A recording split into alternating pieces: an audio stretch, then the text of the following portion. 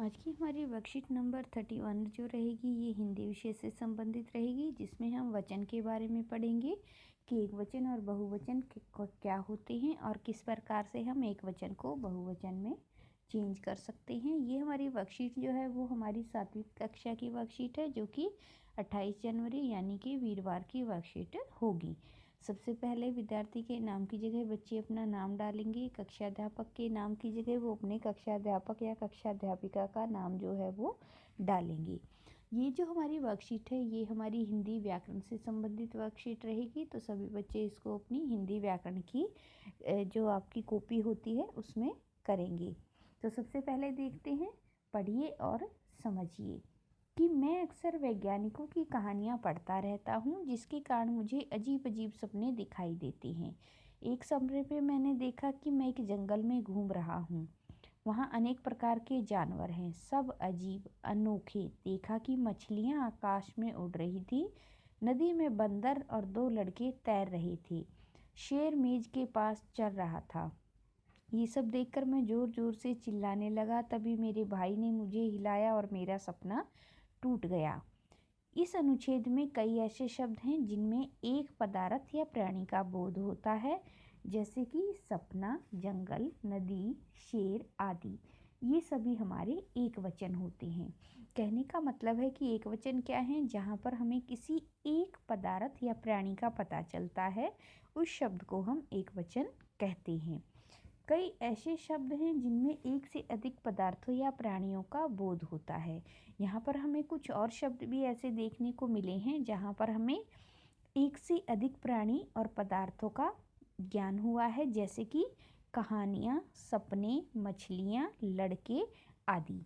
शब्दों के एक या अनेक होने का बोध वचन द्वारा होता है। कहने का मतलब है कि वचन क्या होता है कि वचन से हमें पता चलता है कि शब्द जो है वो एक वचन है या फिर बहुवचन है। जब हम बात करते हैं किसी एक व्यक्ति की, वस्तु की, प्राणी की, पदार्थ की, तो वो एक वचन होता है। लेकिन जब हम बात करते हैं 2 या 2 से ज़्यादा वस्तुओं की, प्राणियों की, तो वो उसका बहुवचन हो जाता है। आगे देखते हैं कि हमें और कौन सी जानकारी जो है वचन से संबंधित यहाँ पर बताई गई है। देखिए कि शब्दों के जो रूप में संख्या का बोध होता है। कहने का मतलब है कि शब्द का ये वो रूप होता है जिसमें हमें संख्या का बोध होता है। संख्या का बोध होने से हमें पता चलता है कि हमें वस्तु जो है वो जिसके बारे में हम बात कर रहे हैं वो एक है या फिर एक से ज़्यादा है। अब वचन के जो है वो 2 भेद हैं। पहला है एक वचन और दूसरा है बहुवचन। कि वचन जो है उसके 2 प्रकार होते हैं। एक वचन जिसमें हमें एक चीज़ का बोध होता है और बहुवचन जिसमें हमें बहुत सारी चीज़ों का बोध होता है। इसको और अच्छे तरीके से समझने के लिए देखिए कि एक तरफ हमें दिया गया है एक वचन और दूसरी तरफ दिए गए हैं बहुवचन।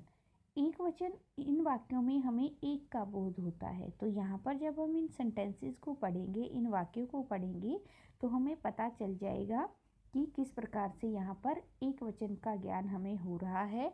उसी तरीके से जब हम इन सेंटेंसेस को पढ़ेंगे तो हमें पता चल जाएगा कि यहाँ पर जो ये लाल शब्द हमें दिखाई दे रहे हैं ये बहुवचन है, क्योंकि यहाँ पर हमें पता चल रहा है कि जिनकी हम बात कर रहे हैं उन शब्दों में हमें 2 या 2 से अधिक वस्तुओं और प्राणियों की जानकारी जो है वो मिल रही है।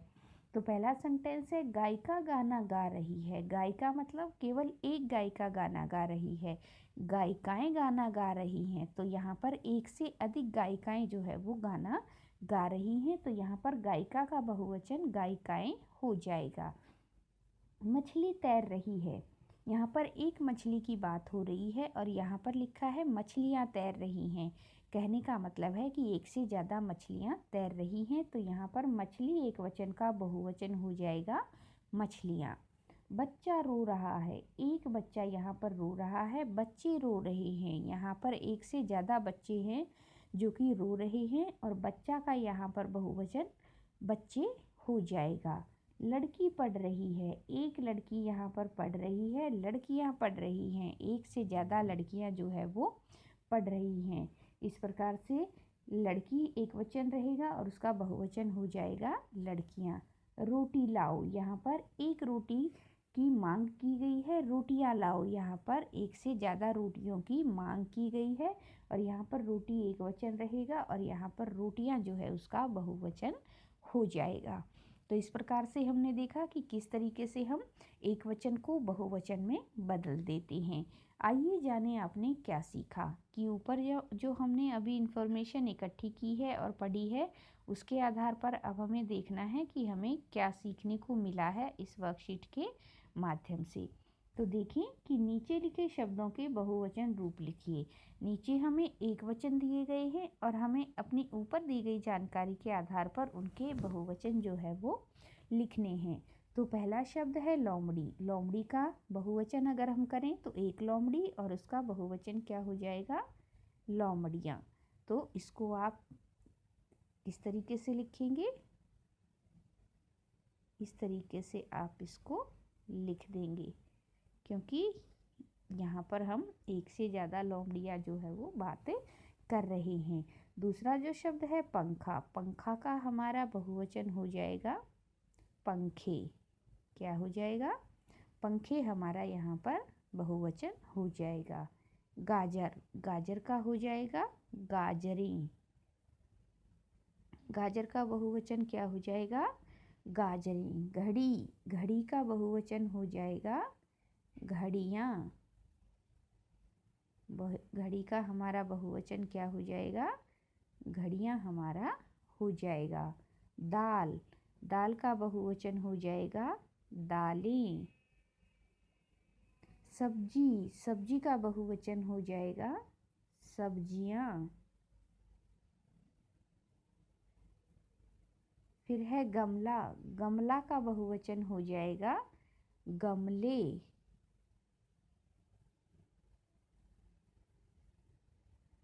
फिर है तितली, तितली का बहुवचन हमारा हो जाएगा तितलियाँ। तितली जो शब्द है हमारा उसका बहुवचन क्या हो जाएगा, तितलियाँ।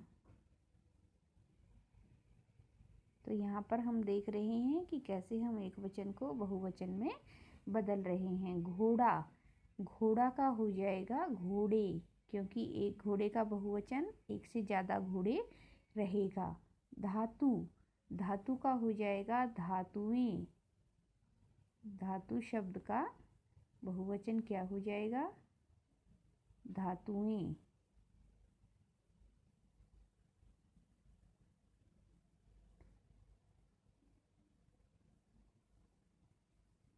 उसके बाद है हमारा सड़क। सड़क का हमारा बहुवचन हो जाएगा सड़कें। सड़क का क्या हो जाएगा, सड़कें हमारा बहुवचन हो जाएगा। ऋतु, ऋतु शब्द का बहुवचन हमारा हो जाएगा ऋतुएं। महिला का हो जाएगा महिलाएं। पत्रिका का हो जाएगा पत्रिकाएं और गुड़िया का हमारा हो जाएगा गुड़ियाएं। तो इस तरीके से हमने देखा कि हमने किस तरीके से एक वचन को यहाँ पर बहुवचन में परिवर्तित कर दिया है। तो देखिए, महिला का महिलाएं हो जाएगा, गुड़िया का गुड़ियाएं हमारा हो जाएगा, पत्रिका का हमारा पत्रिकाएं जो है वो बहुवचन हो जाएगा। तो इस प्रकार से हमने देखा कि कैसे हम एक वचन को बहुवचन में परिवर्तित करते हैं। और इस वर्कशीट में दी गई जानकारी के आधार पर अब आपको आसानी से पता चल गया है कि वचन क्या होते हैं, वचन के प्रकार कैसे होते हैं और किस प्रकार से हम एक वचन को बहुवचन में परिवर्तित कर सकते हैं। और यहीं पर हमारी ये आज की वर्कशीट जो है वो समाप्त होती है और अंत में हमें दिया गया है कोविड के संदर्भ में उचित व्यवहार संबंधी संदेश, जिसके अनुसार अगर हम खुद को और अपने परिवार को कोविड-19 की इस भयानक महामारी से बचाना चाहते हैं तो हमें नियमित रूप से अपने हाथों को साबुन और पानी से धोना चाहिए।